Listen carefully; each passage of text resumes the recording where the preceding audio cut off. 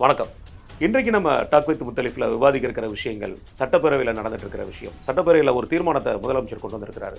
அது மட்டும் இல்லாமல் அதிமுக, திமுக இடையே மிகப்பெரிய ஒரு காரசார விவாதம் போயிட்டு இருக்கு. அது மிக மிக மிக மிக மிக முக்கியமான ஒரு விவாதம். அதை தொடர்ந்து தாவேகா விஷயத்தில் காங்கிரஸ் தாவேகா கூட்டணி அமையுமா அப்படிங்கிற ஒரு விஷயத்தில் அண்ணன் சுவாரஸ்யமான மேட்டரை கையில் வச்சிருக்காங்க. இந்த மாதிரி பல்வேறு விஷயங்கள் இருக்கு. அதுக்கு முன்னாடி சப்ஸ்கிரைப் பண்ணாதவங்க சப்ஸ்கிரைப் பண்ணி பாருங்க.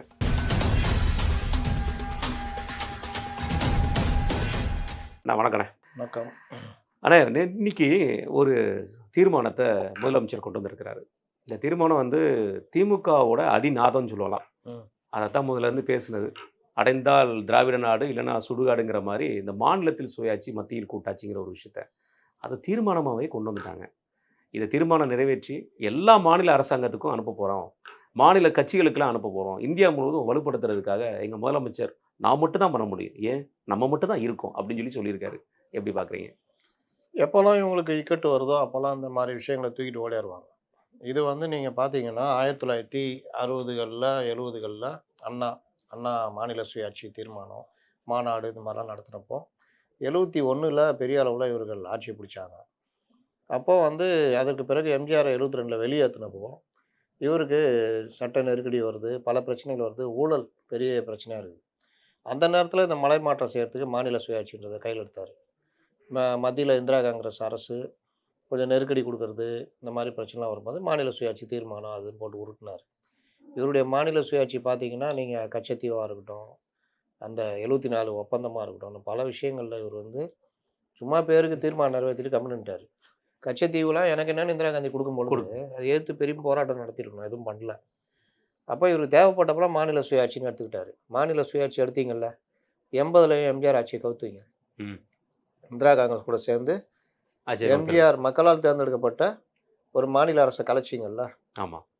உங்களுக்கு 76ல் கலைச்சப்போ கலைச்சிட்டாங்கன்னு 76ல் இவரை கலைக்கல, ஆட்சி முடியுது. அப்போ இந்திரா காந்தி ஒரு சட்டம் கொண்டு வராங்க, எக்ஸ்ட்ரா மாநில அரசுகளுக்கு 6 ஆண்டுன்னு. அதில் இவர் ஒரு வருஷம் எக்ஸ்டெண்ட் ஆகிறத கலைச்சி விட்டாங்க, அவ்வளோதான். அதில் சில பிரச்சனைகள் எல்லாம் இருந்தது, ஆட்சியை கலைச்சிட்டாங்கன்னாங்க. ஆட்சியை கலைப்புன்னு ஆக்சுவலாக அது கிடையவே ஜூனில் முடியுது. இது ஒன்று. அப்போ நீங்கள் இந்த கலைக்கிற வேலையை பண்ணீங்கல்ல, அதே வேலை உங்களுக்கு 89 91லேயும் நடந்தது, 90ல்.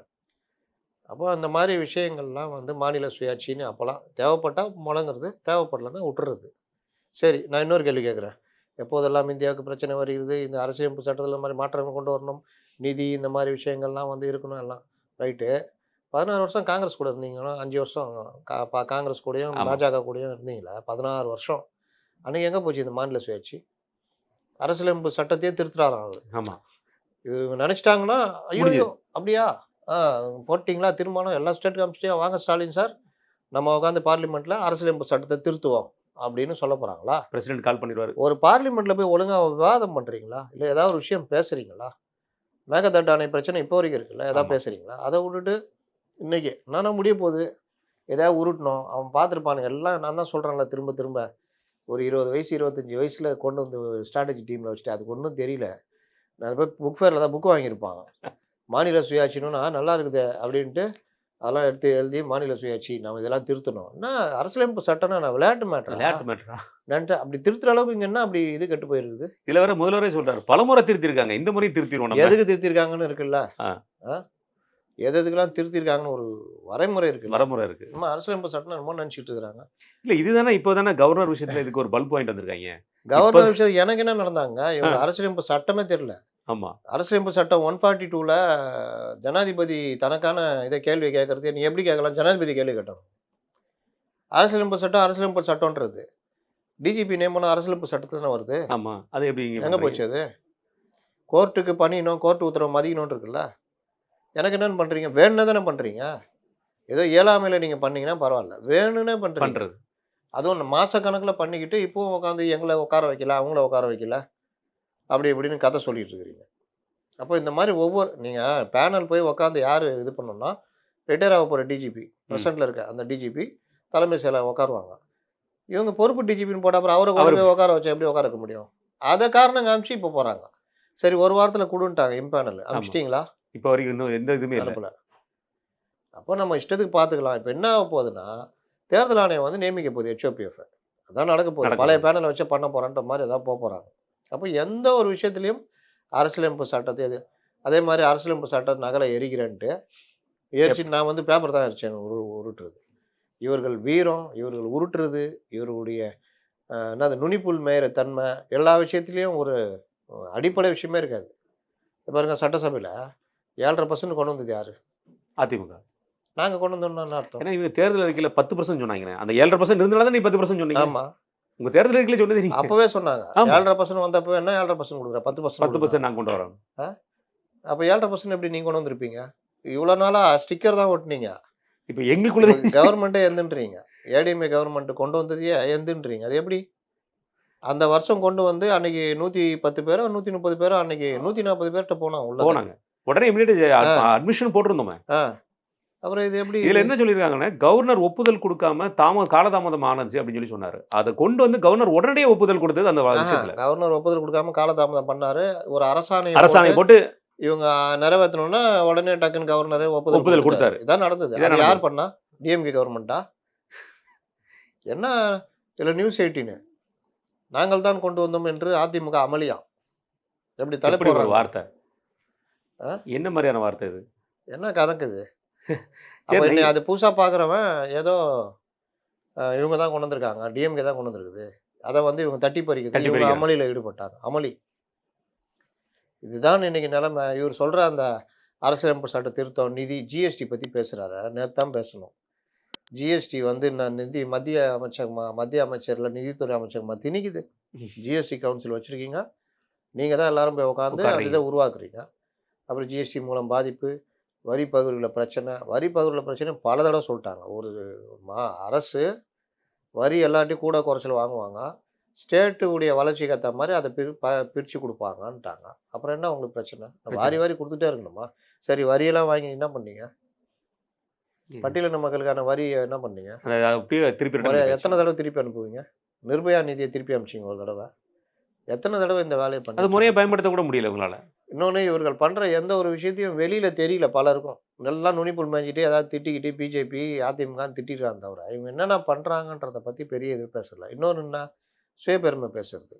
நாங்க தான் தமிழ்நாட்டுல தான் பெரிய இந்தியாவிலேயே பெரியது. ஆமா.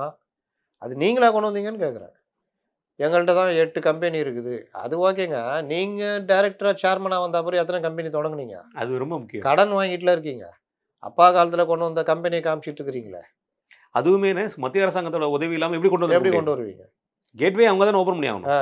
அப்போ அ பல முதல்வர்கள் போட்ட பாதையில வந்துட்டு, அந்த இதுல தமிழ்நாடு இந்த லெவல்ல இருக்குன்னா, இவரு ஏதோ 5 வருஷத்துல அப்படியே நான் இது பண்ணி அப்படியே தூக்கி நிறுத்துன மாரி சீன போட்டீங்கன்னா என்ன கணக்கு இது?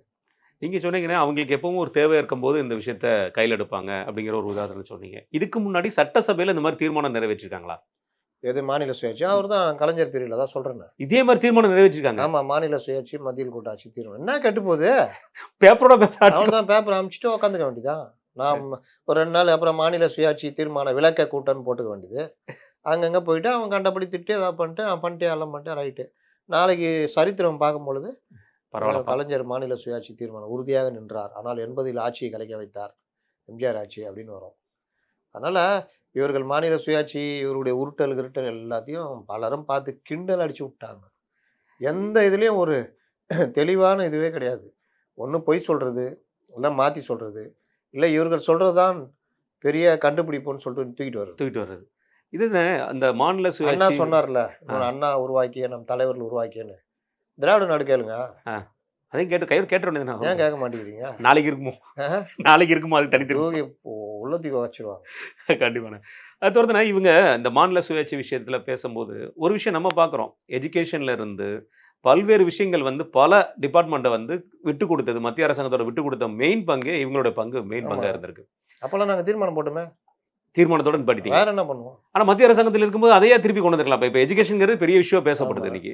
அந்த விஷயத்த நீங்க அது அப்பவா பண்ணியிருந்திருக்கலாமே. சரி பொதுப்பட்டியல கொண்டு வந்து என்ன பண்ண போறீங்க? கொண்டு வரணும். அதுல மாற்று கருத்து இல்ல. கொண்டு வந்து நீங்க இது இருக்கிறதையும் நீங்க என்ன பண்றீங்க? இருமொழி கொள்கைன்னு வச்சுக்கிட்டு கவர்மெண்ட் ஸ்டூடண்ட்ஸ் நீங்க எதுவுமே படிக்க விடாம பண்றீங்க. ஆமா. பிஎம்சி ஸ்கூலு, நவோதயாலாம் வந்துச்சுன்னா, இன்னைக்கு பல இது என்ன சொல்றாங்க? கேவி உடைய இதுதான் கேந்திர வித்யாலயா. அப்படின்றாங்க. அப்ப கேவி அந்த அளவுக்கு ஏழைகளுக்கு உதவுது. கேந்திர வித்யாலயால படிக்க வைக்கணுன்றது பலருடைய கனவு. ஏன்னா 1,00,000 1,50,000 செலவு பண்றது ஒரு 8,000 10,000. பிஎம்சி ஸ்கூலும் அந்த மாதிரி தானே, ஆமாம். நவோதயாவும் அந்த மாதிரி தானே. அப்போ அதெல்லாம் கொண்டு வர விடாமல் தடுத்துக்கிட்டுல இருக்கிறீங்க. மற்ற நீங்கள் உங்கள் இருக்கிற கேரளாலே இருக்குது, எல்லா ஸ்டேட்லேயுமே இருக்குது. அதுனா தமிழ்நாட்டுக்கு மட்டும் நீங்கள் இந்த வேலையை பண்ணுவாங்க திமுருக்கு பண்ணிக்கிட்டு இருப்பீங்கன்னா. இதில் இன்னொன்று என்னென்னா, அடுத்தவனை பேச விடுறதில்ல. அவன் பயந்துடுறான், கடவுள் இருக்கார், இல்லைன்னா அவன் பொண்டாட்டி பத்தினி இல்லைன்றான். அடிக்கிறது. அதுக்கு பயந்து போய் இப்போ அதிமுகலாம் என்ன பிரச்சனை, நீட்டு வந்து வேணும்னு சொல்லவே முடியாது அதிமுகவால். அவ்வளோதான், அந்த பாவம் மாதிரி கிரியேட் பண்ணிட்டடா பண்ணிட்டாங்க தம்பி, கிரவுண்டை. பாவம் பண்ணிட்ட அப்படின்னு பெருசாகி விட்ருவாங்க. இருமொழி கொள்கை வேணாங்க, மும்மொழி கரெக்டுங்கன்னு சொல்ல முடியாது. சொன்னால் பாவம் பண்ணிட்டேன்னு பெரிய பிரச்சனை ஆகிடுவாங்க. ஒருவேளைன்னு கேந்திர வித்யாலயா மாதிரி பிஎம் ஸ்ரீ ஸ்கூல்லாம் வந்தால் கூட முதல்வர் சொன்ன இந்த ஐடியா, நம்ம அந்த பட்ஜெட் போட்டு கொடுத்தாருலண்ணே 1000 ரூபாய்க்கு கல்விக்கு இவ்வளோ ஒதுக்கிக்கோ, மெடிக்கலுக்கு இவ்வளோ ஒதுக்கிக்கணும், அது உண்மையிலே வந்து கேந்திர வித்யாலயா மாதிரியான பிஎம் ஸ்ரீ ஸ்கூலுக்கு வந்து அது பொருந்த வாய்ப்பு இருக்கும். ஏன்னா மொத்த ஃபீஸே வந்து 10,000க்குள்ளே தான் இருக்க வாய்ப்புகள் இருக்குது. ஆமாம், அப்படியாவது முதல்வர் அந்த இதை உள்ள விட்டு அந்த கல்விக்கு அதை ஒதுக்க சொன்னால் கூட சரின்னு போயிடலாம். ரெண்டாவது, இந்த தீர்மானம் கொண்டு வந்ததில் ரொம்ப முக்கியமான காரணங்கள் அவருக்கு சொன்னது இந்தி திணிப்பு, ஜிஎஸ்டி. இது இந்த காரணங்களுக்காக தான் அந்த தீர்மானம் அப்படிங்கிற மாதிரி சொன்னார். இந்தி எப்போனே திணிச்சாங்க, திணிச்சவங்களை பக்கத்தில் வச்சுக்கிட்டு நீங்கள் ஜெயிச்சிருவீங்க, நீங்கள் தான் ஜெயிக்க போகிறீங்கன்னு கூட்டணியோடு வச்சு உட்காந்துருக்குறாங்க. இந்த இந்தி திணிப்பை எப்போ தான் விடுவாங்க தமிழக அரசாங்கம்? எப்பவுமே விட மாட்டாங்க. நம்புறோம் இருக்கிற வரையும் இவங்க பொய்யை சொல்லிட்டு தான் இருப்பாங்க. அதுக்கு பலரும் விளக்கம் கொடுத்தாலும் மறுபடியும் அது பண்ணுவாங்க. ஏன்னா இவங்க வந்து ஒரு கோட்டு சூட்டு போட்டால் அறிவாளின்ற மாதிரி ஆயிடுறதுல, அந்த மாதிரி இந்தி திணிப்புன்னு உருட்டிகிட்டு இருக்குது. திரும்ப எங்கே திணிக்கிறாங்கன்னு கேட்டால் வேற எங்கேயா இப்போ ஒழிஞ்சிக்கிறது. கீழே வரைக்கும் அந்த எண்ணத்தை உருவாக்கி வச்சுருக்காங்க. கேந்திர வித்யாலயா மாதிரி பிஎம்சி ஸ்கூல் வந்தால், ஒரு பையன், சொந்தக்கார பையன் என்கிட்ட ஆர்கியூமெண்ட் பண்ணுறான், பிஎம்சி ஸ்கூல் வந்தால் ஹிந்தி திணிப்பாங்க. எப்படி திணிப்பாங்க? இல்லை ஹிந்தி வந்துடும். எப்படி வந்துடும்? இல்லை 3 மொழி ஹிந்தி தான். அப்படி சொல்லலையே, சொன்னாங்களா? இல்லை சமஸ்கிருதம் வந்துடும். எப்படி வரும்? எனி ஆப்ஷன் லாங்குவேஜ் தானே. இல்லை ஹிந்தி படிக்கிறவங்க தான் அதிகம் இருப்பாங்க. அது அப்போ அவங்க விருப்பம் தானே. ஆமாம். அதை படிக்கூடாது நீ எப்படி சொல்லுவ? திணிப்பு எப்படி எதிர்க்கிறியோ அந்த மாதிரி பெருவாரிய மக்கள் நான் 3வது லாங்குவேஜாக நான் ஹிந்தி எடுத்து படிக்க போகிறேன்னு படித்தா நீ யார் அதை கேட்கறதுக்கு? தடுக்கிறதுக்கு எப்படி தடுக்க முடியும்? சரி, இவ்வளோ சொல்கிறியா, உன் பிள்ளை எங்கே படிக்குது? CBSE school. என்ன எத்தனை லாங்குவேஜ்? 3 லாங்குவேஜ். 3வது லாங்குவேஜ் நான் ஹிந்தி. ஏன்னா இவ்வளோ நீ பேசுனதுக்கு அர்த்தமே இல்லையாண்ணா. இல்லை என்ன இதுக்கு நீங்கள் என்ன சொல்லுவீங்க? நல்ல இதை ஹிந்திலே பேசாம போனார, இவ்வளோத்தையும் பேசுறது ஒன்றும் தெரியாது, இந்திய மண்ணும் தெரியாது. அந்த அடுத்த தலைமுறை படிக்க வைக்கிறாங்களே, துட்டு இருக்குது படிக்க வைக்கிறாங்க.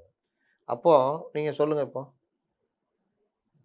இவன் கர்நாடகால ஹிந்தி படிக்கலாம், இவன் 3 மொழி ஏற்றுக்குவான். ஏன்னா அது ப்ரைவேட் ஸ்கூலு.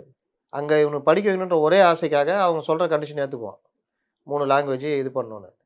இங்கே கவர்மெண்ட் ஸ்கூலில் ஏழைங்க படிக்கிறவங்க 2 மொழி தான் கற்றுக்கணும். கவர்மெண்ட்டு நிர்பந்திக்கும், வேறு வழி இல்லாமல் அவங்க 3வது மொழி கற்றுக்க முடியாது. இது எப்படி ஏற்றுக்க முடியும்? இவங்க பக்கத்தில் இருக்க கேரளா, கர்நாடகாவில் பிஎம் ஸ்ரீ ஸ்கூலில் போய் பார்த்தாங்கன்னா அங்கே பல இடங்களில் வந்து ஹிந்தி வந்து கிடையாது. அவங்களுக்கு இருக்க லோக்கல் லாங்குவேஜ். சிமோகா நான் இடையில போயிருக்கும்போது பார்த்துருக்கேன். அங்கே ஃபுல்லாகவே அவங்களோட லோக்கல் லாங்குவேஜ், ஹிந்தி கட்டாய பாடமே கிடையாது. இதை வந்து அவருமே சொல்லியிருக்காரு, சித்தராமையாவே ஒரு மீட்டிங்கில் பேசும்போது சொல்லியிருக்கிறாரு. அப்போது அப்படி இருக்கும்போது எதுவுமே இல்லாத ஒரு விஷயத்த சொல்லி நல்ல ஒரு வாய்ப்பை தட்டி பறிக்கிற மாதிரி தெரியுதுண்ணே. ஆமாம், அவங்களுடைய அரசியலுக்காக அவர்கள் என்ன வேணால் செய்வாங்க. நீட்டு பற்றி தெரியாதா? இவங்க நடத்துகிற காலேஜில் ஸ்கூல் நடத்துகிறாங்கல்ல, நீட்டுக்கு பாடம் வச்சு நடத்தலையா? இல்லை இவங்க வீட்டு பிள்ளை நீட்டு எக்ஸாம் எழுதி டாக்டர் ஆகலையா? தயாநிதி மாறன் ஏன் நான் பார்லிமெண்ட் அனுப்புகிறேன்னா அவர் நல்லா ஹிந்தி பேசுவார்னு சொன்னது. அப்போ தான் எல்லாருக்கும் கோவம் வந்துச்சு. ஏன்னா எங்களெல்லாம் ஹிந்தி படிக்கூடாதுன்னு சொல்லிட்டு உன் வீட்டு பிள்ளைங்கள ஸ்கூலில் படித்து ஹிந்தி படிக்க வச்சுருக்கேன். இது கனிமொழிக்கு ஹிந்தி தெரியும்ல, அப்புறம் என்ன கதை? இது திருச்சி சிவாக்கு ஹிந்தி தெரியாதா? எல்லாருக்கும் ஹிந்தி தெரிய தான் செய்யும். கேட்டால் அப்போ தேவைப்பட்டப்போ கற்றுக்குவாங்களா? அதுனே அப்போ தேவைப்பட்டது. நீ யாரையா முடிவு பண்ணுறது நான் கேட்குறேன். நான் இப்போதுலேருந்து ஸ்கூலில் படித்தேன்னா எனக்கு ஓரளவுக்கு நான் ஃபுல்லாக பேசுகிற மாதிரி ஃப்ளோலாம் வராது. ஆனால் எனக்கு ஹிந்தி அறிமுகமாக இருக்கும். நான் ஒரு வேலை நிமித்தமாக டெல்லியோ எங்கேயோ போகிறேன்னா அது எனக்கு இன்னும் கொஞ்சம் அடுத்த கட்டத்துக்கு நகர்த்திடும். அதாவது 4வது படியிலேருந்து நான் 6வது படி போவேன். கீழே இருக்கிறத விட 4வது படிக்க என்ன ஸ்கூலில் கற்றுக்கிட்டது வந்து நிறுத்தியிருக்கோம். சரி, கூடுதலாக கற்றுக்கிட்டு எங்கேயா மூணில் எங்கேயா உட்கார போகுது, உனக்கு என்ன? இது லாங்குவேஜ் இத்தனைக்கும் சப்ஜெக்ட் ஓரியன்டா ஏதாவது ப்ராப்ளம் வந்தால் கூட சரிங்களா? லாங்குவேஜ்ங்கிறது வெரி வெரி இம்பார்ட்டன்ட் இல்லை. அவங்க 8 லாங்குவேஜ் 10 லாங்குவேஜ் கற்றுட்டு இருக்கான். கமல்ஹாசன் உட்காந்துட்டு ஹிந்தி திணிப்பு, நீ உட்காந்து பான் இண்டியா படம் தின்னுக்கிறியா? அதெல்லாம் என்னது? எல்லாருக்கும் அந்த இதுதான். கண்டிப்பாண்ணே. இது திறந்தனே, இன்னைக்கு வேல்முருகன் அண்ணன் பேசும்போது ஒரு கேள்வி வந்து நம்ம சுகாதாரத்துறை அமைச்சர்கிட்ட கேள்வி கேட்டாப்புல. அவர் நெய்வேலியில் எனக்கு வந்து ஹாஸ்பிட்டல் கொடுத்துருக்கீங்க, நான் கேட்டதை போன தடவை கேட்டதை இந்த தடவை பண்ணியிருக்கீங்க, டாக்டர்ஸும் செவிலியர்களும் வந்து சரியான நேரத்தில் இல்லை அப்படின்னு சொல்லி சொன்னாங்க. அப்போது சபாநாயகர் குறுக்கிட்டு கேள்வி நேரத்தில் குரலாம் சொல்லக்கூடாது வேல்முருகன் அப்படின்னு சொல்லி அவர் மைக் ஆஃப் பண்ணிட்டாப்புல. இது எப்படி பார்க்குறீங்க? கேள்வி நேரத்தில எப்படி குறை சொல்லக்கூடாதுன்னு சொல்றது எந்த கேள்வி மாதிரி விஷயம்? நேரத்தில் பாராட்ட மட்டும் தான் சரி. ஓ! ஆமாம். இல்ல எனக்கு இது தேவைப்படுதுங்கிறதே அப்ப குறையா? குறைன்றதை மாற்றி சொல்லணும். ஓ! அதாவது அத அரைகுறையா சொல்லணுமா? வேற மாதிரி சொல்லணும். பஞ்சத்துக்கு பஞ்சமே இல்லைன்னு ஒரு படத்தில் பஞ்சம் இல்லைன்னு சொல்லவே கூடாதுன்னு அடிப்பான் அந்த இவன் மன்னன், அந்த இவன் தளபதி வந்து அடிப்பான். அப்போ எப்படி தான் சொல்கிறது, பஞ்சம் இல்லைன்னு சொல்லு அப்படின்வான். அப்போ இவன் சொல்லுவான் பஞ்சத்துக்கு பஞ்சமே இல்லை அப்படின்வான். அது அவனுக்கு புரியாது. அந்த மாதிரி நீங்கள் மாற்றி சொல்லணும், வார்த்தைகளை விளாடணும். விளாண்டிங்கன்னா பதிவு பண்ண வைக்கலாம். இல்ல அதுக்கு சுகாதாரத்துறை அமைச்சர் எந்திரிச்சு ஹாஸ்பிட்டல் தானே கேட்ட நீ, ஹாஸ்பிட்டலில் மருத்துவர்கள் செவிலியர்களோட கூடிய உபகரணங்களுடன் கூடிய ஒரு முழுமையான மருத்துவமனை வேணும்னு கேட்டால் அன்னைக்கு செஞ்சு கொடுத்துருப்பாங்க. நீ எங்கள் தொகுதியில் ஹாஸ்பிட்டல் வேணும்னு கேட்டால் ஹாஸ்பிட்டல் கட்டி கொடுத்துட்டாங்க. அவ்வளோதான். ஓஹோ! நம்ம நீ ஜல் எல்லாத்தையும் ஜீவன் திட்டம் முழுமையாக மாரி. சொல்லணும். ஜல் ஜீவன் திட்டம் மாரி. ஆமாம். பைப்பு அவர் தானே. அவர் நான் மருத்துவரா அவர். மருத்துவரா? அது சரி. இப்போ ஹெச்வி அண்டே இந்த விஜயபாஸ்கர் மாதிரினா ஒரு மருத்துவமனையில் இது இருக்கணும், அது இருக்கணும், இந்த கருவி இருக்கணும், அது இருக்கணும், இது இருக்கணும்னு. நீங்கள் விஜயபாஸ்கர் மாதிரிலாம் பாருங்கள், அவ்வளோ மருத்துவ வார்த்தைகள் பயன்படுத்துவாப்புல. ஒவ்வொரு இடத்துலையும் இந்த மருத்துவ கருவி இருக்கணும். ஒருத்தனுக்கு இப்போ கைனகாலஜிஸ்ட்டு டாக்டராக இருந்தால் அவனுக்கு தெரியும். ஆமா. இந்த இடத்துல இந்த கருவி வேணும், இது வேணும்னு. அந்த டாக்டர் சொல்கிறாங்கன்னா அவனுக்கு விலைக்கே சொல்ல தேவையில்ல. ஏன் இது வாங்குற, இப்போ அப்டேட்டாக இது வந்திருக்கே கூடுதலாக, இல்லை சார் இதுவே நீங்கள் தரமாட்டீங்க, அதுக்கு அதெல்லாம் விடு, கூடுதலாக இத்தனை கோடி ஆனாலும் பரவாயில்ல இறக்குமதி பண்ணிடுவோம் அப்படின்னா அது ஓகே. உனக்கு என்ன சொல்லி புரிய வைக்கிறது, அதுவே கஷ்டம். என்ன சொல்லி புரிய வைக்கிறது? இல்ல அதுலயும் அமைச்சர் சொல்றாருன்னு, அது வந்து நைட்டுங்கிறது காலான் டியூட்டி தான். அது தேவைப்பட்டா தான் வருவாங்க. அது அதுக்குன்னா விஷயத்த நான் இது மறுபரிசீலனை பண்ணி இது உங்களுக்கு என்ன என்னன்னு சொல்றேன். கேள்வி நேரம்னா தெரியும்ல, 10 நாள் முன்னாடி கொடுத்துடணும். அவன் போய் டாக்டரு எல்லார்ட்டையும் அலசி ஆராய்ஞ்சு அதுக்கு பதில் சொல்லுவார் இவர். அதனால தான் குறை சொல்லாதன்றார் இவர். ஓஹோ! புதுசா இருக்கிறனால மறைமுகமா சொல்றாங்க. கேள்வியை மட்டும் கேளு. அவர் கேள்வியை வந்து எழுதி கொடுத்துருப்பாரு. அங்கே கூடுதல் தகவலாக பேசும்போது பேசணும். சேர்த்து சொல்கிறாருல, அப்படி சிந்திக்காத, எக்ஸ்ட்ரா சிந்திக்காதன்றாப்புல. ஆ, இப்படி தான் இவர் வாத்தியாரா வந்து பிள்ளைங்களுக்கு சொல்லி கொடுத்துட்டு வந்துக்கிறார். கண்டிப்பாண்ணே. இது தொடர்ந்துண்ணே நம்ம இந்த அமளியை பத்தி பேசியிருந்தோம். திமுக, அதிமுக இடையில அமளிங்கிற ஒரு வார்த்தை சொல்லி நீங்களும் சொல்லியிருந்தீங்க. அது அமளி கிடையாது. காரசாரான விவாதங்கிறது தான். ஏன்னா, அதுல 7.5% விஷயத்த இன்றைக்கு வந்து திமுக அதை எடுத்துட்டு மாசு அவர்களும் ஆகட்டும், அண்ணன் ஏவாவேல் அவர்களும் இதை கையில் எடுத்து பேச வேண்டிய அவசியம் என்ன இருக்குண்ணே? இவங்க சொன்ன 10% ஸ்டிக்கர் ஓட்டுறது கொடுக்கல. தான், ஸ்டிக்கர் ஓட்டுறது தான். நீங்கள் இன்னைக்கு இருக்கிற இப்போ கொண்டு போயிடுவாங்கல்ல பெருசாக, அமளின்னு காட்டவே மாட்டாங்க. இவர் எதிர்த்து இவர் பேசுறதையும் காட்ட மாட்டாங்க. அப்புறம் இந்த ஆதரவு ஊடகங்கள் என்ன போடுறான், அதிமுக நாங்கள் கொண்டு வந்ததாக கூறி அதிமுக அமளி. எவ்வளவு பெரிய அப்ப யார் கொண்டு வந்தா? அதிமுக தவிர வேற யாருமே கிடையாது. படிக்கிறவன் எப்படி பார்ப்பான்? இன்னைக்கு நம்ம ஆளுங்க என்ன நாலேஜ் இருக்குது? அப்படி டிவி டிபேட்டில் உட்காரனுங்க நாலேஜ் இல்லாமல் உட்காந்துக்கிட்டு இருக்கான். ஆமா. அப்போ புதுசாக பார்க்குறோம் என்ன பண்ணுவான், பாடுறா டிஎம்கே கொண்டு வந்தது எடப்பாடி போயிட்டு நாங்கள் கொண்டு வந்தோம் சண்டை போட்டுக்கிறாரு. இவங்களுக்கு என்ன அதப்பு இருக்கும், அந்த ஒரு இது இருக்கும்ல, வந்துரும். அதுதான். அப்போ இவங்க வந்து ஒவ்வொரு விஷயத்துலையும் வன்மத்தை காட்டுறது. அஜெண்டாவே தான். இவனுங்க பாருங்க, ஆட்சி மாறணும்னு பாருங்க, இவனுங்க எல்லாம் அப்படியே அந்த நிறம் மாறிடுவானுங்க, பச்சவந்தி மாதிரி நிறம் மாறுவானுங்க. அப்போ அந்த ஆட்சியாளன் கூப்பிட்டு இவனை வச்சுக்குவாங்க கூட தான் நடக்கும். அவன் அப்போ நமக்கு சொல்லி கொடுத்துட்டு இருப்பான். திருப்பி பாடம் நடத்துவாங்க. ஆமாம், வசதியாக இருக்கானுங்க, எல்லாம் இருக்கானுங்க. இப்படி ஒரு ஜென்மங்கள் ஓடிட்டு தான் இருக்குது, வாழ்ந்துட்டு தான் இருக்குது. அவன் திட்டுவாங்கன்னா அவனுக்கு என்ன கவலை இருக்குது? 2 கார் வீட்டு வாசல் நிற்குதா இல்லையா? கண்டிப்பா. அதுதான் மேட்ரு. நேற்று அதனால் இந்த நீட்டு விவகாரத்தில் நீட்டு விலக்கு கேட்டு அந்த விலக்கும் கொடுத்தா பிறகு மத்திய அரசால் நிறைவேற்றப்பட்ட சட்டம் ஒன்றும் பண்ண முடியாதுன்றப்போ இவர்கள் எனக்கு என்னன்னு அவங்கள போட்டு கண்டபடி அடிமை திட்டுறாங்க. வேறு வழி இல்லாமல் உச்சநீதிமன்றம் போகிறாங்க. உச்சநீதிமன்றம் போனால் நிற்காதுன்னு ஊருக்கே ஊருக்கே தெரியும். ஆனாலும் இவனுங்க இங்கே உட்காந்து கத்தின்னு கிடக்குறாங்கல்ல. ஏன்னா எதிர்த்து வாதான லாயர் யாருன்னு ஊருக்கும் தெரியும். ஆமாம், நம்ம ஏதாவது பண்ணி ஆகணுமேன்ட்டு அவங்க போகிறாங்க. அவங்க பிடிச்சி திட்டி அமுச்சு விட்டுறாங்க. ஊரில் எல்லாரும் நீட்டு இருக்குது, அது பொது தேர்வியா, அது நான் தமிழ்நாட்டுக்கு மட்டும் தனியாக ஸ்பெஷலாக ஏதாவது செஞ்சு வச்சுருக்குதா, கிளம்புன்றாங்க. நளினி சிதம்பரம் தான் வாதாடினாங்க. அதுக்கு பிறகு யாருக்கு, நீட்டுக்கு ஆதரவா. அதுக்கு பிறகு இவங்க இங்கே வந்தோன்னா இதுக்கு கூட வக்கு இல்லை, இதெல்லாம் லாய்க்கே இல்லை, உனக்குலாம் ஒரு ஆட்சி ஒரு கேடு, அண்ணன் ராசா பேசின பேச்சு. ஆக உனக்கு இதுவா அப்படி இப்படின்னு எல்லாம் பேசுனீங்க. இவங்களால என்ன பண்ண முடியும்? சரி, கூப்பிட்டு உட்கார வச்சு என்ன பண்ணலாம்? அரசு பள்ளி மாணவர்கள் பாதிக்கப்படுறாங்கன்னு இவனுங்கெல்லாம் புலம்புறாங்க. சட்டத்தை மீறி நம்ம ஒன்றும் பண்ணவும் முடியாது. கோர்ட்டும் கை விரிச்சிச்சு, என்ன பண்ணலாம்? அரசு பள்ளி மாணவர்களுக்கு மட்டும் 7.5% கொண்டு வரலாம், ரைட்டு. மத்திய அரசு மீறி தான் கொண்டு வராங்க. கொண்டு வரும்போது கவர்னர் கையெழுத்து போட மாட்டேங்கிறார். உடனே ஒரு ஸ்பெஷல் அரசாணை மூலிமா அதை நிறைவேற்றுறாங்க.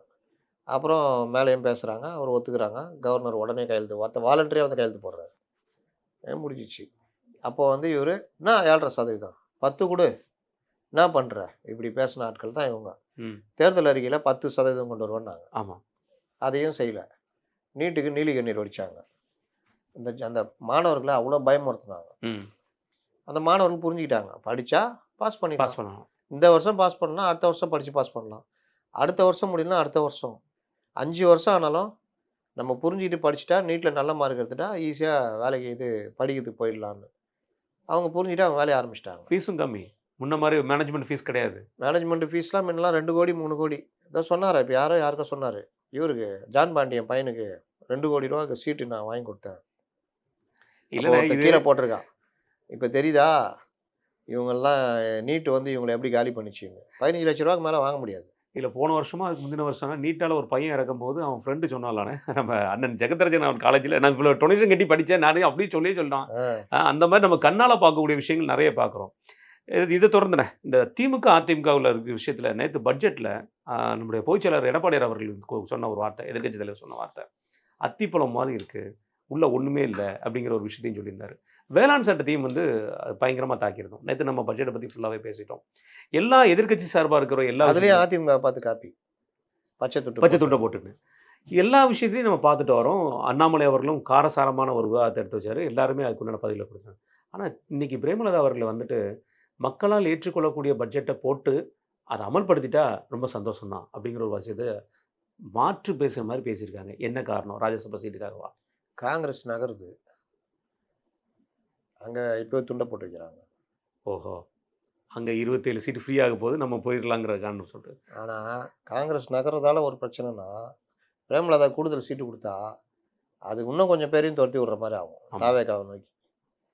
அதனால் இவங்க என்னென்ன பண்ணுறாங்களோ, நான் தான் சொல்கிறேனே, எல்லா லகுட பாண்டிகளை வச்சுக்கிட்டு ஆட்சி அதிகாரம் இருக்குன்னு என்னென்னவோ பண்ணிட்டு இருந்தீங்க. இக்கட்டான நேரம் வரும்போது யாரும் இயங்க முடியாது, தெரியாது. எல்லாம் 20, 25 வயசு இப்படி 2 லேப்டாப் வச்சுருந்தா அவன் பெரிய ஆள் நினச்சிக்கிட்டு இருக்குது. அவன் என்ன சொல்லுவான்? பைக்கில் உட்காந்து முறுக்குங்க, இங்கே இதை பண்ணுங்க, அதை பண்ணுங்கன்னு. அதெல்லாம் ஒன்றுமே மக்களுடைய மனங்களை வெல்ல நீ கொஞ்சம் வேலை செய்யணும், திட்டங்களை கொண்டு வந்திருக்கணும், உனக்கு நாலேஜ் இருக்கணும். இது எதுவுமே உங்களுக்கும் கிடையாது, ஸ்ட்ராட்டஜி டீமுங்களுக்கும் கிடையாது. அப்போ எதையாவது போட்டுக்கிட்டு உருட்டுறது, அது வேலைக்கு ஆகாதுன்றது தான் காங்கிரஸ் விவகாரத்தில் இவங்களுக்கு கிடைச்ச பதில். இந்த ராஜ்யசபா சீட்டு வந்து ஏப்ரல் 2ஆம் தேதியோட முடியுதுண்ணே, 6 பேருக்கு. அதில் குறிப்பிட்ட வந்து ரொம்ப மிக முக்கியமான ஆள் வந்து திருச்சி சிவா அவர்கள். மீண்டும் அவருக்கு வாய்ப்பு இருக்குமா? எப்படி அது எப்படி ஏன்னா திருச்சி சிவா அவர்கள் கடந்த 4-5 முறையாக கண்டினியூஸாக வந்து ராஜ்யசபா எம்பியாக இருக்கிறாரு. குறிப்பிட்டு சொல்லணும்னா ஜி.கே. வாசன் அவர்கள் ராஜ்யசபா எம்பியாக இருக்கார். அதிமுகவில் மிக முக்கிய நபர் தம்பித்துரை அவர்களும் ராஜ்யசபா எம்பியாக இருக்காங்க. இவங்க தேமுதிக எனக்கு இந்த ராஜ்யசபா எம்பி வேணும் அப்படின்னு சொல்லி சொன்னால் அதிமுகவில் இப்போ கொடுக்கறதுக்கு முடியாது.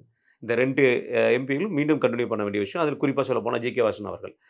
அப்படி இருக்கும்போது அதிமுக தேமுதிக கூட்டணி உருவாக வாய்ப்பு இருக்குமா? அதிமுக தேமுதிக கூட்டணி ஒரு ராஜ்யசபா எம்பின்றது நீங்கள் அவங்க அன்றைக்கே சொல்லிட்டாங்க. அப்போவே நீங்கள் பேசியிருந்தா இந்த இதில் கூட கேட்டு வாங்கலாம். நீங்கள் நேற்று வரைக்கும் அந்த கூட்டணிக்குள்ளேயே வரலையே. அப்போ வாங்க அடுத்த இதில் தரேன்னு வாங்க. அடுத்த இதில் ஆமாம், அதனால் அப்படி போவோம். இந்த இது வந்து 2, 4 தான். அதிமுகவுக்கு 2 தான் இருக்குது. இதில் வந்து திருச்சி சிவாவை தேர்ந்தெடுக்கிறாங்களா இல்லையான்லாம் இப்போ நம்ம சொல்ல முடியாது. ஏன்னா அந்த திமுகக்குள்ளே எவ்வளோ கோஷ்டி ஓடின்னு இருக்குன்னு தெரியும் உங்களுக்கு. என்ஆர்எல்எம்க்குலாம் மறுபடியும் தராங்களான்னு தெரில. கேஸ் இந்த மாதிரி இருக்கிறதுனால கொடுத்தாலும் கொடுக்கலாம். கனிமொழி சோமு அந்த அம்மா வந்து இதோட விட்டுருவாங்கன்னு நினைக்கிறேன். செல்வராஜ்னு யாரோ ஒருத்தர், அந்தியூர் செல்வராஜ்னு, அப்போ அவரையும் வந்து இது பண்ணுவாங்க, வேறு ஆளை கொடுப்பாங்க. அதனால் அது ஒரு இது திமுகவில் எப்படின்னு தெரில. இங்கே வந்து ஒருவேளை இப்போவே கொடுக்குறேன்னு அந்நியார் கூப்பிட்டு கொடுத்தாங்கன்னா ஒருவேளை அவன் திமுக கூட்டணி போனாலும் வாய்ப்பு இருக்குது. இன்னொன்று நம்ம இது இங்கே வந்து தம்பிதுரை இது தொடர்ச்சியாக அவங்களுக்கு இவருடைய நம்பிக்கைக்கு பாத்திரமா இருக்காரு. டெல்லிக்கு பயன்படுத்துறதுனால தம்பிதுரை கொடுத்துருவாங்க. இவர் ஜி.கே. வாசன் கொடுக்குறாங்களான்னு தெரியாது. ஒப்பந்தத்தில் எப்படி போட்டுருக்காங்கன்னு தெரியல. நான் ஒரு தடவை தான் கொடுப்பான்னு சொல்லிட்டு கூட போட்டுடலாம். அதனால் அது என்னன்னு தெரியல. கண்டிப்பாக விசாரிச்சா தான் தெரியும். இதில் 4 இது வந்து சீட்டு வந்து இவங்க கையில், திமுக கையில் இருக்குது. 17 எம்எல்ஏ வந்து காங்கிரஸ் கையில் இருக்குது. மீண்டும் வந்து ஒரு அச்சுறுத்தல் இருக்க வாய்ப்பு இருக்குமா? எங்களுக்கு வந்து ராஜ்யசபா எம்பி வேணும்னு சொல்லி காங்கிரஸ் கேட்க வாய்ப்பு இருக்குமா? காங்கிரஸ் அந்த கூட்டணி விட்டு வெளியில் வர்ற மூட்டில் இருக்கிறதுனால அது எப்படி போகும்னு எனக்கு தெரியல. அதனால் இது எல்லாம் வச்சு தான் அவங்க ஒரு டிமாண்டுக்கு போவாங்க. இன்னொரு விஷயம், இன்றைக்கி மாணிக் தாக்கூர் போட்டிருக்காரு, அமித்ஷா வந்து யோசிச்சாராம், 66 எம்எல்ஏ ஏடிஎம் இருக்குது, 2 எம்பி இருக்குது. அதனால் உடனே இப்போவே ராஜ்யசபா ராஜ்யசபா. நடத்தணும் அப்படின்னாராம். இதெல்லாம் எப்படி எம்பி ஆனாருன்னு எனக்கு தெரில. உங்களுக்கு புது எம்பி பீரியடு முடிஞ்சு தேர்ந்தெடுக்கிற டேட்டே ஏப்ரல் ஏப்ரல். அப்போ மார்ச்சில் தான் நடத்தி ஆகணும். இதில் எங்கே அமித்ஷா நினைக்கிறது பண்ணுறது? எந்த மாதிரி எண்ணங்கள்? இப்படி தான் உருட்டிக்கிட்டு இவங்கெல்லாம் உட்காந்து ராஜ்யசபா இது மாநில இது மக்களவை எம்பியா அந்த மாதிரி இருக்காங்க. ஆனா, இப்போ வந்து என்னன்னா, மாணித்தக்கர் அண்ணனோட மெசேஜ நம்ம பெருசா எடுத்துடக்கூடாது போல இருக்குண்ணே. ஏன்னா, அவர் நேத்து சொல்ட்டாரு. என்னோட ட்விட்டர்லாம் காலையில good morning message, evening good evening message மாரி தாங்க நீங்க எடுத்துக்கணும். அது அண்ணன் தம்பி பிரச்சனை. எங்களுக்குள்ள எந்த பிரச்சனையுமே இல்ல அப்படிங்கிற ஒரு வார்த்தைய சொல்ட்டாரு. இவ்வளவு நாள் வரைக்கும் அவர் போட்டிருந்த ட்வீட் எல்லாமே பார்த்தீங்கன்னா, வெறும் குட் மார்னிங், குட் ஈவினிங் ட்வீட்டா தான் பார்க்க போல இருக்கு. இது எப்படி பார்க்குறீங்க? பத்திரிகைகள் பரபரப்புக்கு எடுத்துகிட்டு பண்ணுவாங்க. அது பிரச்சனை என்னென்னா காங்கிரஸுக்கு திமுகக்குள்ள பிரச்சனை உண்டாக்கணும்னு ராகுல் காந்தி சொல்லி பிரவீன் இவங்க எல்லாம் பண்ணுறாங்க. குட் மார்னிங் குட் ஈவினிங் தாண்டி இவர் வந்து தமிழக காங்கிரஸ் தலைவர் பதவிக்கு நம்ம குறி வைக்கிறாரு. ஒரு விரைப்பான ஒரு வீரியமான மனிதராக காமிச்சிட்டு வரணும்னு ட்ரை பண்ணுறாரு. அதனால் எல்லா விஷயத்துக்குமே நம்ம ரியாக்ட் பண்ண முடியாது. இதெல்லாம் வந்து கண்டிப்பாண்ணே. காங்கிரஸ் தாவேகா பக்கம் தாவுகிறது அப்படிங்கிற ஒரு விஷயம் பார்க்கப்படுது. நீங்க நேத்து ஒரு ட்வீட்டும் போட்டிருந்தீங்க. என்னென்ன நடக்குது? மோதல் முற்றி முற்றி அவமானங்களை சகிக்க முடியாமல் நல்ல ஒரு வாய்ப்பு கிடைக்குது அப்படின்றப்போ நம்ம ஏன் அதை யோசிக்கக்கூடாது அப்படின்னு காங்கிரஸ் டெல்லி தலைமை முடிவெடுத்து நகர்றாங்க. அதுக்கு காரணம் திமுக தான். அவமானப்படுத்தி லேட் பண்ணி எனக்கு என்னென்னு பண்ணதுடைய விளைவு வேறு வழி இல்லாமல் நம்ம வந்து இப்படி போகலான்னு. இதில் என்னென்னா அதிர்ச்சி, இது பேசுனதெல்லாம் மேலே ராகுலும் கீழே இங்கே விஜயும், நடுவில் இடைத்தரகரா யாருமே இல்ல. பிரவீன் சக்கரவர்த்தி இந்த மாதிரி ஆட்கள் ஓ! தான். இருந்திருக்காங்க. அதனால இவங்களுக்கு வந்து ஒன்றுமே புரியல. கேசி வேணுகோபாலுக்கும் இதில் இஷ்டம் உண்டு. ஓகே.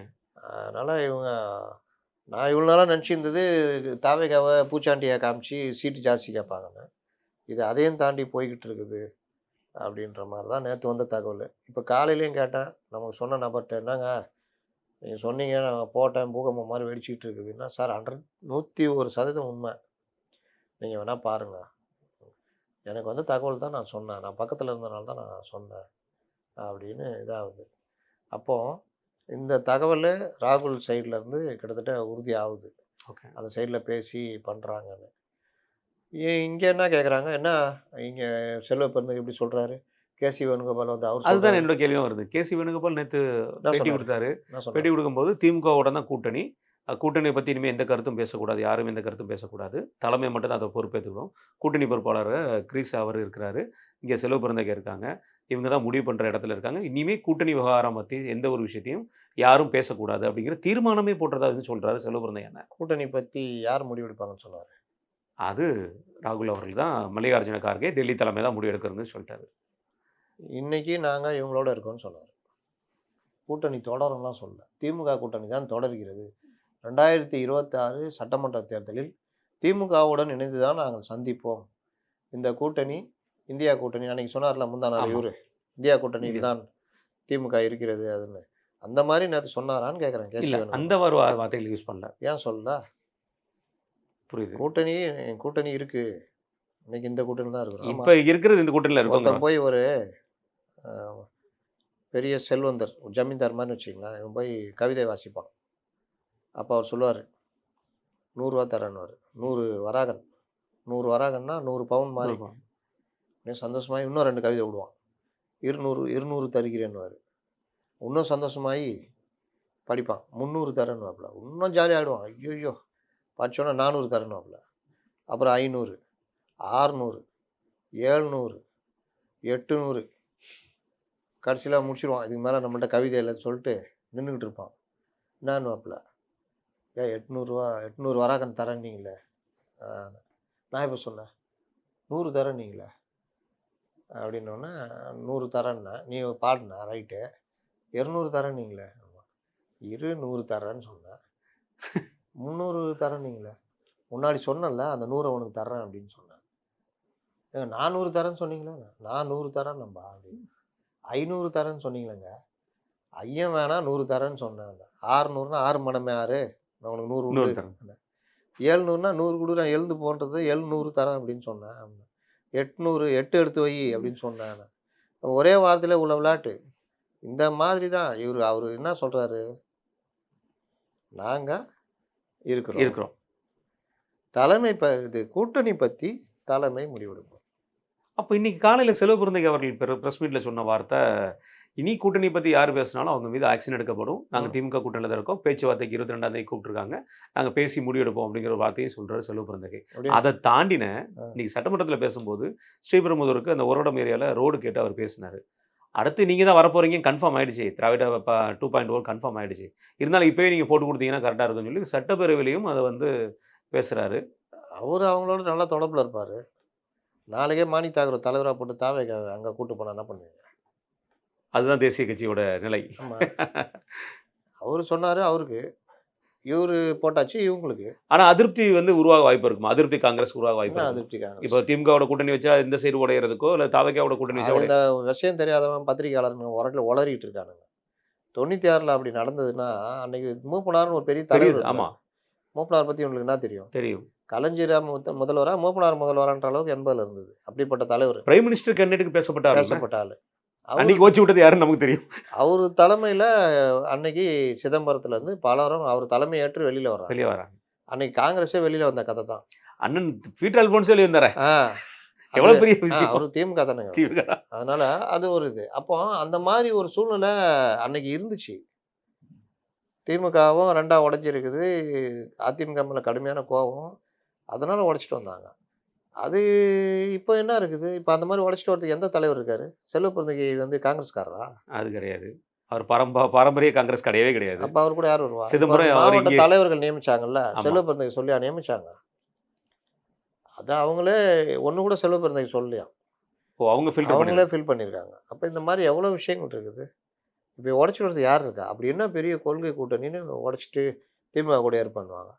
வேணா அந்த தேமுதிக உடைச்ச மாதிரி ஒரு 2 பேர் 3 பேர் எம்எல்ஏக்களை பிடிச்சி வச்சுட்டு திமுகவில் சீட்டு கொடுத்து இதுவாங்க. காங்கிரஸ் வந்து பேர் இயக்கங்க, டெல்லி வரைக்கும் இருக்குல்ல. ஆமாம், அதில் நீங்கள் உடைச்சிட்டு வந்து திமுக கூட கூட்டணி வச்சு என்ன பண்ண போறீங்க? யாரை வச்சு உடைப்பீங்க? அது ஒன்று இருக்குல்ல. கண்டிப்பாக செல்வ பிறந்தகை தெரியாதா? காங்கிரஸில் விட்டு வெளியில் வந்தால் நம்ம என்ன ஆகும், திமுக நம்மளை என்ன பண்ணணும்னு. அதனால் முடிவு நான் சொல்ல வர்றது இன்னைக்கு ரேஞ்சுக்கு பேசியிருக்காங்க, பண்ணுறாங்க. இப்போ திமுக நான் வந்து என்னென்ன பண்ணணுமோ பண்ணித்தரேன் அப்படின்னு ராகுலை பார்த்து பேசி காலில் கையில் விழுந்தா மீண்டும் இதே கூட்டணி தொடர்ந்தா என்ன இது? ஆமாம், கண்டிப்பான தாவேகா கூட கூட்டணி வச்ச காங்கிரஸோட நிலை என்ன ஆகும்? அதுக்கு ஏதாவது இப்போ ஒரு நமக்கு தெரியும், ஒரு 10% 12% வாக்கு வந்து கண்டிப்பான முறையில் விஜய் அவர்களுக்கு இருக்குது. அது மாற்று இல்லை. அந்த யங்ஸ்டர்ஸோட வாக்கு இருக்குது. பெண்களும் சிலர் வந்து அந்த வாக்கு கண்டிப்பாக சதவீதம் இருக்குது. அது மறுக்கவும் முடியாது. அது 10 12 12லேருந்து 2 ஆகுதா 7 ஆகுதாங்கிறது தெரியாது. ஆனால் காங்கிரஸ் சேரும்போது காங்கிரஸ்க்கு ஒரு 5% வாக்கு நம்ம பார்த்துருக்கோம். ஒவ்வொரு எம்எல்ஏ தொகுதியிலும் 5% வாக்கு இப்போ நடந்தால் தெரியும், வாய்ப்பு இருக்கும். ஒருவேளை 20-25% வாக்குகள் வாங்கினா அது மிகப்பெரிய ஒரு நாளைக்கு தீர்மான சக்தியாக மாற வாய்ப்பு இருக்குமா? காங்கிரஸுக்கு 70 சீட்டு பேசியிருக்காங்க, 6 மந்திரி, டெபுட்டி சிஎம். அப்போ 70 சீட்டில் 20% இல்லையானே? எங்கள் அண்ணன் புசி டெபுட்டி சிஎம் இல்லையானே? அவர் வந்து பாண்டிச்சேரி முதலமைச்சர். அப்போ 70 சீட்டு 20%. அப்போ ஒவ்வொரு தொகுதியில் 40,000 ஓட்டுன்னு வச்சுக்கோங்க. காங்கிரஸ் வேல்யூ எங்கே இருக்கும்? வேற லெவலில் போயிடும். அதுக்கப்புறம் உள்ளாட்சி தேர்தல் வரும். உள்ளாட்சி தேர்தலில் இவங்க 2 பேரும் சேர்ந்து அப்படியே தொடர்ந்தாங்கன்னா, ஒருவேளை விஜய் அதிசயம் நிகழ்ந்து வீட்டை விட்டு வெளியில் வந்து வெயில் படுற மாதிரி நடந்து போயிட்டு இருந்தாருன்னா, ஒரு மாதிரி நின்றுச்சு தாவேக்கானா, காங்கிரஸுக்கு தானே லாபம். உள்ளாட்சியில் அதிக இடத்த பிடிக்கலாம்ல. அடுத்து பார்லிமெண்ட் வரும்போது நீ ஏன் நானாக தான் நிற்கும், காங்கிரஸாக பாஜகவும் தான் நிற்கும். அன்னைக்கு இதே இவங்களை பார்த்து என்ன கேட்பாங்க, ஏடிஎம்கே பார்த்து இவங்க கேட்டாங்க, ஞாபகம் இருக்கா? ஆமாம். யாரை பிரதமர் ஆகிறதுக்கு பார்லிமெண்ட் தேர்தலில் நிற்கிறீங்க? அந்த கேள்வி திமுக வரும்ல. கண்டிப்பாக. ராகுல் இல்லாத திமுக இங்கே என்னத்தை உருட்ட முடியும்? ஒன்றுமே செய்ய முடியாது. அது இப்போ எம்பி எலெக்ஷனில் அவங்களுக்கு மிகப்பெரிய ஒரு அடியாக இருக்க வாய்ப்பு இருக்கலாம். அப்போ தாவேகா உறுதியாக நின்றுச்சுன்னா, இப்படியே நகர்ந்துச்சுன்னா 2031 ஒரு பெரிய தீர்மானகர சக்தியாக மாறுவாங்க. ஆனால் அதுக்கு இன்னும் பல வேலைகள் இருக்குது. இப்போதைக்கு என்ன நடக்கும் அப்படின்றது மட்டும் நான் சொல்ல முடியும். திமுக பலகீனமாயிடும். அந்த ஒரு விஷயம் மட்டும் நடக்க அது மட்டும் தான் நடக்கும். கண்டிப்பான மத்திய பட்ஜெட்டை பற்றி போடும்போது எல்லா தாவேகா தொண்டர்களும் அவங்கள தாவேகா நிர்வாகிகள்லேருந்து எல்லாருமே சொன்ன வார்த்தை, ஈவன் அண்ணன் செங்கோட்டையன் வரைக்கும் சொன்ன வார்த்தை, எங்களுக்கு வந்து இப்போ தான் 2 வயசு ஆகுது, நாங்கள் எப்படிங்க அந்த பட்ஜெட்டை பற்றி விவாதிக்க முடியும்னு சொல்லியிருந்தாப்புல. நேற்று தமிழக பட்ஜெட் இடைக்கால பட்ஜெட்டை நிர்மல்குமார் அவர்கள் இது வந்து குடும்ப பட்ஜெட்டு, தமிழ்நாட்டுக்கு உண்டான பட்ஜெட் இல்லை அப்படிங்கிற ஒரு வார்த்தையை சொல்லியிருக்காங்க. எப்படி பார்க்குறீங்க? தமிழக பட்ஜெட்டுக்கு மட்டும் கருத்து தெரிவிக்கிற ஒரு விஷயத்தை எப்படி பார்க்குறீங்க? இது ஒரு வயசு குழந்தை கொடுக்கலாம், அந்த மாதிரி பட்ஜெட் 28 ஸ்டேட்டுக்கு இது அந்த மாதிரி. அது வந்து பெரிய இது. ஃபீஸை பிடிங்கி விட்ருவாங்க. நீங்கள் என்னங்க சிபிஐ விசாரணை இருக்குது, ஜனநாயகன் படம் இருக்குது. கடைசியில் அதுவும் இல்லாமல் போயிடுச்சு நினைக்கிறேன். அவ்வளோதான், வேற என்ன? நீ ஏற்றவொடனே முட்டாள்தனம் தானே. அதனால் அதுவும் ஒன்றும் பண்ண முடியாது. மத்தியில் எப்படி எதிர்க்க முடியும்?